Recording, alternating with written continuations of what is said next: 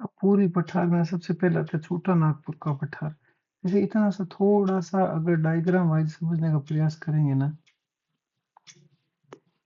तो जैसे ये भारत है ना, ये तो पढ़ लिया दक्कन का पठार, इधर मध्य उच्च भूमि के पठार, ये बघेलखंड का पठार इधर है, ये छोटा नागपुर का पठार है। छोटा नागपुर के पठार के नीचे अपन पढ़ेंगे महानदी बेसिन, या सबसे पहले पढ़ेंगे गरजात की पहाड़ियां, फिर पढ़ेंगे महानदी बेसिन, उसके नीचे पढ़ेंगे दंडकारण्य का क्षेत्र। सबसे पहले पढ़ेंगे अपन छोटा नागपुर का पठार, बिहार झारखंड में ये यूं है पूरा।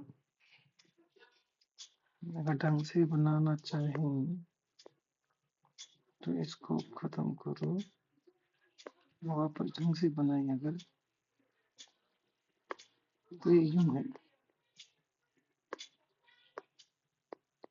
अगर ये तो इंडिया का निर्माण करें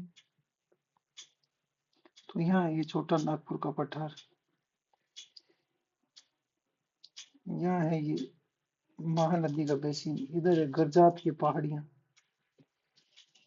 इधर है दंडकारण्य का पठार, इधर पे पढ़ेंगे अपन मेघालय का पठार।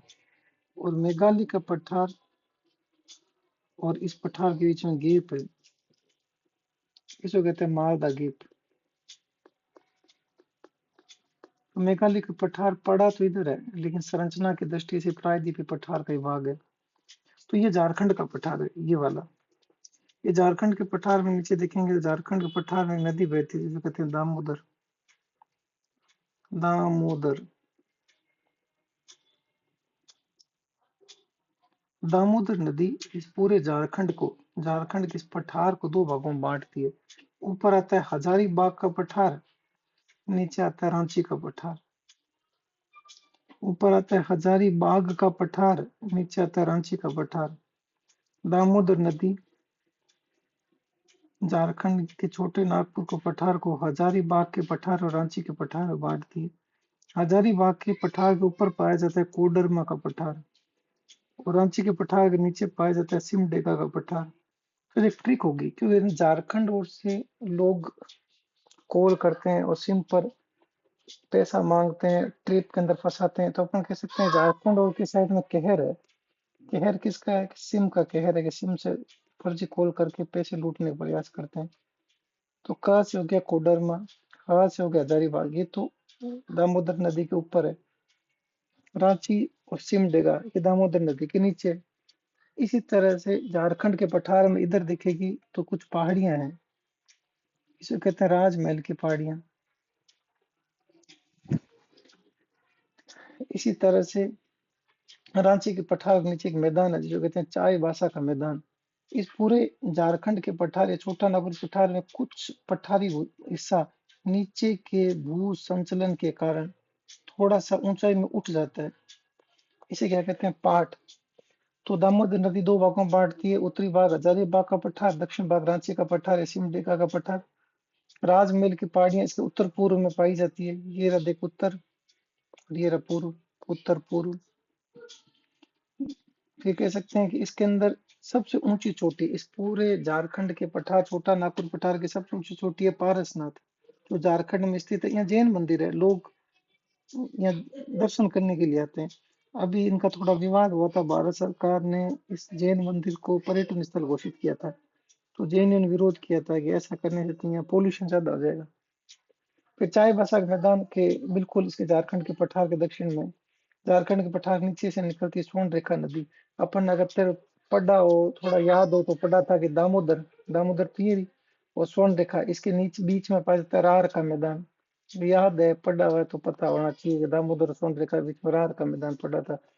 फिर खनिज संपदा क्या है कि इस झारखंड के पठार के अंदर कोयला बहुत मिलता है, और कोयला जर्मनी का रूर क्षेत्र फेमस है। जर्मनी का रूर कोयले के लिए फेमस है, झारखंड में कोयला मिलता है, इसलिए छोटे नागपुर को पठार कहते हैं भारत का रूर।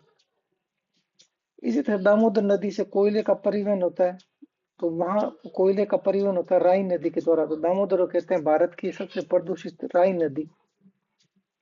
फिर छोटा नागपुर का पठार खत्म हो चुका है, और छोटा नागपुर के पठार के नीचे देखेगी तो ये पूरा उड़ीसा है। तो यहाँ देखिए कि छत्तीसगढ़ से एक नदी निकलती है, महानदी। हम पढ़ते हैं ना भारत के अंदर ये दामोदर सोनरेखा महानदी, गोदावरी, कृष्णा, कावेरी, महानदी छत्तीसगढ़ से निकलती है यूं। इसके आसपास का बेसिन, बेसिन का मतलब होता है एक मुख्य नदी, और मुख्य नदी के अंदर जैसे मान लीजिए मेन नदी है, इसके अंदर सहायक नदियां भी तो आपकी मिलेगी, चाहे वो कहीं से ही आए। तो सहायक जैसे मान ले ये तो छत्तीसगढ़ है, और छत्तीसगढ़ के बाद उड़ीसा है, तो यहाँ तो महानदी है। तो हो सकता है कि महाराष्ट्र से कोई सहायक नदी इसमें आके मिले। तो इस महानदी के आसपास का पूरा क्षेत्र क्या कहलाता है? महानदी बेसिन। बेसिन कोई भी नदी के आसपास का क्षेत्र कहलाता है। ये उड़ीसा में पाया जाता है। महानदी यहाँ से निकल के बंगाल की खाड़ी में गिर जाएगी। अपन मैदान में पढ़ा था कि उड़ीसा के मैदान को उत्कल का मैदान कहते हैं, और उत्कल के मैदान, उड़ीसा के उत्कल के मैदान के पास में यदि कुछ पहाड़ियां पाई जाती है, ये नीले कलर का उत्कल का मैदान, अगर कुछ पहाड़ियां पाई जाती है, इन पहाड़ियों को कहते हैं गडजात की पहाड़ियां। तो गडजात की पहाड़ियां कुछ नहीं है, उत्कल भूमि के ऊपर पाई जाती है, इसको कहते हैं उत्कल उच्च भूमि। उत्कल भूमि उड़ीसा की भूमि, इससे ऊपर पहाड़ियां पाई जाती है, तो इसे कहते हैं गडजात की पहाड़ियां। महानदी की छत्तीसगढ़ की सिहावा, अपन पढ़ा था ना कि राजपीपला, महादेव, मेकाल, ये सतपुड़ा है। मेकाल के पास छत्तीसगढ़ में पहाड़ी है सिहावा, उससे निकलती कौन सी नदी? महानदी बेसिन। महानदी के महानदी बहेगी मेनली छत्तीसगढ़ में या उड़ीसा में। तो छत्तीस महानदी के ऊपर मैदान पाया जाता है छत्तीसगढ़ में, बिलासपुर का मैदान। और छत्तीसगढ़ की जगह है जिसको कहते हैं रायपुर, तो नीचे रायपुर दुर्ग का मैदान और रायगढ़ का मैदान। तो राय नीचे है, बिल्ला ऊपर है। बिलासपुर का मैदान, रायपुर दुर्ग का मैदान, रायगढ़ का मैदान। तो ये बेसिन कहाँ पाया जाता है? छत्तीसगढ़ उड़ीसा में तो मेनली पाया जाता है। इसके अलावा महानदी में जहां जहां से सहायक नदियां आती है, महाराष्ट्र में, झारखंड में, थोड़ा बहुत मध्य प्रदेश में, यहाँ ये महानदी बेसिन फैला हुआ है। इसके ऊपर का भाग कहलाता है बिलासपुर का मैदान, नीचे का भाग कहलाता है रायपुर दुर्ग का मैदान, है रायगढ़ का मैदान। फिर दंडकारण्य, और ये क्या है कि इस महानदी बेसिन में मिट्टी थोड़ी लाल पीली कलर की होती है, पीली और लाल मिक्स होती है। उसके अंदर चावल बहुत होता है, चावल की वेराइटी बहुत ज्यादा होती है। चावल सबसे ज्यादा होता है गोदावरी कृष्णा, ये जैसे महानदी के जस्ट नीचे आएगी गोदावरी कृष्णा, यहाँ चावल बहुत होता है, तो इसको कहते हैं धान का कटोरा। पर आधुनिक धान का कटोरा महानदी बेसिन जो कहते हैं, क्योंकि यहाँ चावल की वेराइटियां बहुत होती है। फिर दंडकारण्य किसे कहते हैं? कि महानदी के जस्ट दक्षिण में ना छत्तीसगढ़, उड़ीसा, जैसे ये रहा छत्तीसगढ़, देख ये रहा छत्तीसगढ़, ये रहा उड़ीसा, ये रहा तेलंगाना, ये रहा आंध्र प्रदेश, इन चार जिलों में दंडकारण्य का पठार फैला है। भगवान राम ने 14 वर्ष का वनवास यहाँ दंडकारण्य के वनों में बिताया था। दंडकारण्य क्षेत्र नक्सल प्रभावित क्षेत्र है, जो सरकार पर हमला करके छिपते हैं, जिन एंटी गवर्नमेंट जो काम करते हैं नक्सली, वो इसी दंडकारण्य के आसपास रहते हैं। और राम ने यहाँ वनवास भी बिताया था। तो ये छत्तीसगढ़ उड़ीसा, ये रहा छत्तीसगढ़, ये उड़ीसा, ये आंध्र प्रदेश, तेलंगाना, यहाँ पर ही फैला हुआ है। यहाँ एक नदी बहती है, जो अपन कहा था ना कि सबसे उपजाऊ है गोदावरी कृष्णा, तो गोदावरी एक सहायक नदी है, इंद्रावती। ये गोदावरी मेन इसके सहायक है इंद्रावती। ये इंद्रावती यहीं बहती है, कौन से? दंडकारण्य में। छत्तीसगढ़ में एक जगह है बस्तर, तो बस्तर में खूब सारा टीन मिलता है। टीन एक धातु है, जैसे लोहा एक धातु है, वैसे एक टीन एक धातु है। तो बस्तर में टीन बहुत मिलता है, कि बिस्तर, बिस्तर में टीन मिला। और काला हांडी,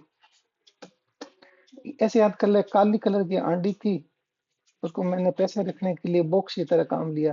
तो बॉक्साइट एल्यूमिनियम के एस का नाम है, एल्यूमिनियम के एस का नाम है बॉक्साइट। बॉक्साइट तो मिलता है काला हांडी में, टीन मिलता है बस्तर में। फिर अपन पढ़ते हैं मेघालय का पठार। मेघालय में एक जैसे ये तो खत्म हो गया प्रायद्वीपीय पठार। प्रायद्वीपीय पठार में इधर एक पहाड़ी है, राजमहल की पहाड़ियां। इधर ये मेघालय का पठार, मेघालय पठार में पहाड़ी है गारो की पहाड़ियां, तब उसको कहते हैं गारो और राजमहल का गेप।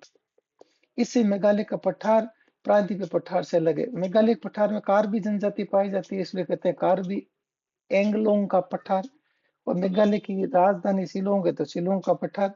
ये मालदा गेप या राजमहल गारो गेप से प्रायद्वीपीय पठार से लगा है बिल्कुल प्रायद्वीपीय पठार से जैसी संरचना। इसके ऊपर तीन पहाड़ियां मिलेगी मेघालय के पठार पर, गारो, खासी, जयंतिया। ये पहाड़ियों के नाम यहाँ पाई जाने वाली जनजाति के नाम के आधार पर है।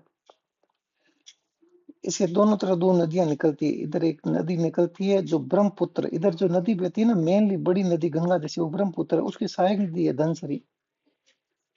तो गारो खासी जयंतिया पहाड़ियां हैं जो पाई जाती है कहाँ पर, मेघालय के पठार में। तो मेघालय का पठार संरचनात्मक दृष्टि से किसका हिस्सा है, प्रायद्वीपीय पठार का। एक थोड़ा सा स्ट्रक्चर कीपाकार पहाड़ियां हैं, कीपाकार पहाड़ियां हैं गारो खासी जयंतिया। तो एक बार बादल फंस जाए तो उसको अपने अंदर फंसा लेती है, खूब बारिश करता है। तो सबसे ज्यादा बारिश करने वाला मोसिन राम वो मेघालय के पठार में ही है। गारो खासी जयंतिया, तो गारो की सर्वोच्च चोटी का नाम है नोकरेक। नोकरेक चोटी है ना, ये जैव मंडल है। जैव मंडल मतलब बायोस्फीयर, यहाँ के वन को, यहाँ के पक्षियों को, यहाँ की जीवों को हमने संरक्षण दे रखा है। तो भारत का पहला बायोस्फीयर या जैव मंडल, भारत में टोटल 18 बायोस्फीयर है, इसमें पहला यही है नोकरेक, जो गारो में है। ये पूछे ना कि मेघालय पठार की सर्वोच्च चोटी कौन सी है, तो मेघालय की सर्वोच्च चोटी शिलांग। कौन सी, शिलोंग, शिलांग का पठार कहते हैं ना। तो ये पठार के आधार पर उन्होंने प्रायद्वीपीय पठार को पढ़ा। अब पर्वतमालाओं के आधार पर पढ़ेंगे।